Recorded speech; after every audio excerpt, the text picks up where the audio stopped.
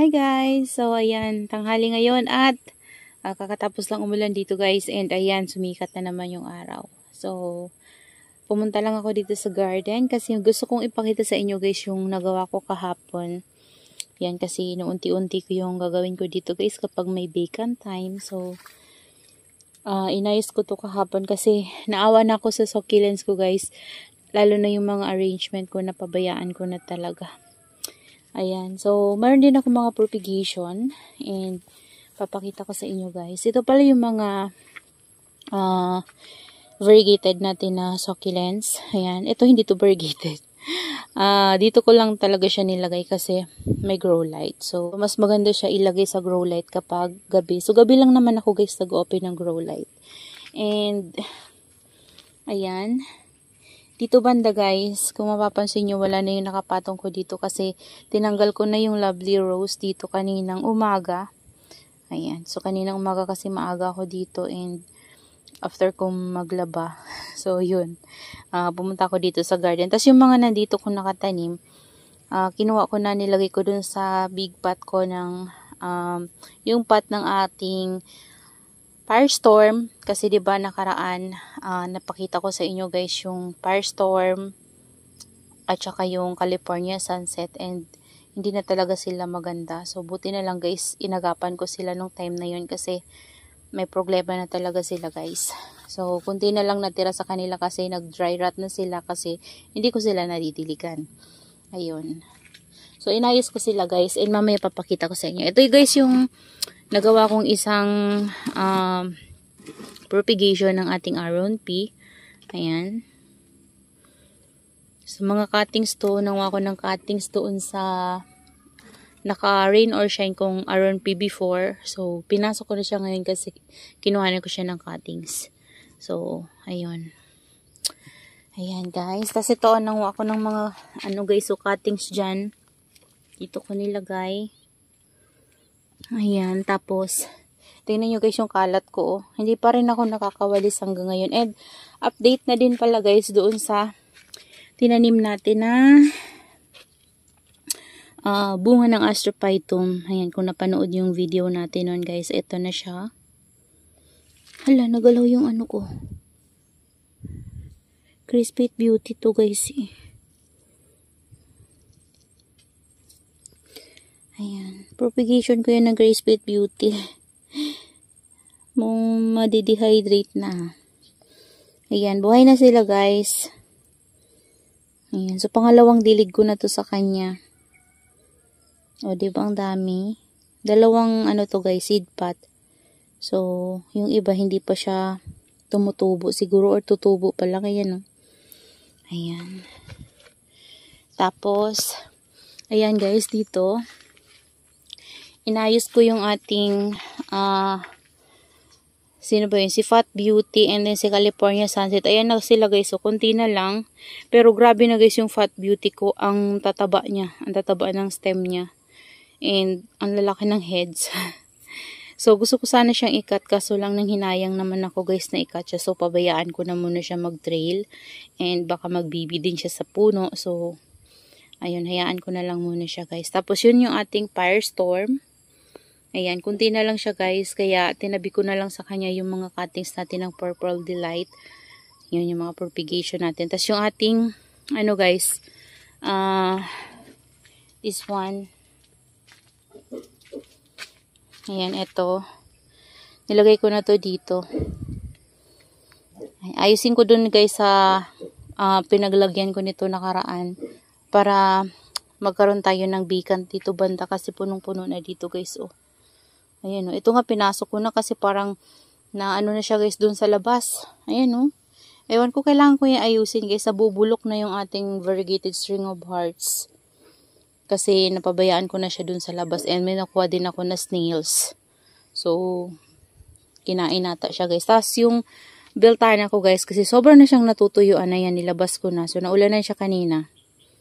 Ayan. So, sana, umayos na yung beltana ko guys. Kasi pumangit siya nung dito ko siya nilagay. Kasi mahilig sa water sa beltana. And kayang-kaya niya talaga yung rain or shine. So, hayaan ko na siya dun sa ulanan guys. Oh, sobrang lago na ng beltana natin. Ayan. Meron pa tayo niyan guys. Ito pa oh. Tapos yun banda sa, ayun yun. Biltana pa yun. Tapos meron pa dyan mga biltana ng ano, mga kinuhanan ko ng cuttings. Ayan. So dito tayo guys. Saka na ako guys magwawalis kapag may time ulit. Ito pala oh. Ginawa ko ulit na propagation. Ayan. Tapos dito. Ayan. Tapos ayun. Ayan. Diba guys? Marami tayong mga propagation. Ayan o, pinatong ko muna dyan guys. Ito hindi ko pa naayos. Gusto ko itong iripat. Ang mga babies na to. Tapos, lalagyan ko to ng garden soil guys. Ito na mulaklak na guys. Oh. Hindi ko tinatanggal. Gusto ko makita yung flower niya. Wala naman siyang mili. So, ayan. Dalawa pala yung flower stalk niya. Ayan, ito guys yung na-sunburn natin galing kay Ma'am Connie. Oh, ayan o. Dami na niyang babies. Tapos wala na. Konti na lang yung sunburn niya. Nag-dry na kasi yung naapektuhan talaga ng sobra-sobra. Ito din yung propagation ko ng ano, Murasaki. Ayan. Ayan. Dito guys yung isa kong propagation ng sino ba to? Si Chloe. Ayan. Si Chloe yan guys. Tapos ito si ano to guys, si Snow Shower kasi na ganito yung pinaka-top niya sa rosette niya. So, ginawa ko guys, ay kinat ko na lang siya. Baka magtuloy-tuloy kasi sa puno. Parang tutuloy siya sa puno. So, kinat ko and then nilagyan ko siya ng fungicide na tango. Ayan. Kapag natuyo na yan guys, yung ano niya, baka magbibi pa yan siya dyan. And tatanggalin ko na yung mga leaves niya para yung mga babies niya guys sa ilalim mainitan na. Ayan. Baka magbibi pa kasi guys sa pinagputulan ko. Ayan. Ito yung mga galing kay Ma'am Connie guys. Oh. Si Golden Girl. Yung iba nilipat ko sa mas bigger na pot. Ayan. Kasi meron tayong vacant. So ito oh, yung ating Chloe na na-flex ko sa inyo dati guys. Sobrang lush na to diba? So kinuhanan ko na naman siya ng cuttings. Ayan. Ito din oh, kinuhanan ko ng cuttings dito sa center. At yun yung nilagay ko dito sa ating arrangement.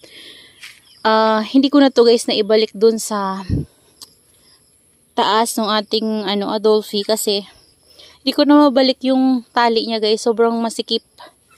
Mabubugbog na yung ating mga succulents dito. So, ito yung mga nandito natin na mga arrangement guys. So, nag-add lang ako sa kanila ng konting succulents, yung mga succulents na mga sama-sama ko na sa isang pot.